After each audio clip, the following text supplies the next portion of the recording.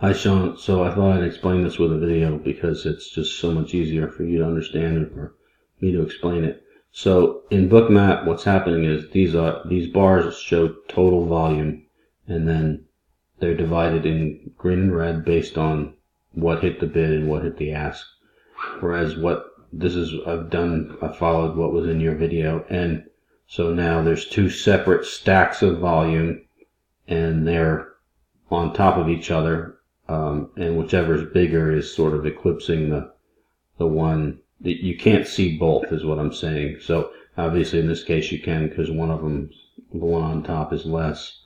But what I'd like to try and do is have total volume, which this is total volume. So like total volume like this, where the bar is colored based on the percent of volume that hit the ask versus the percent of volume that hit the bid, which is what's happening in Bookmap.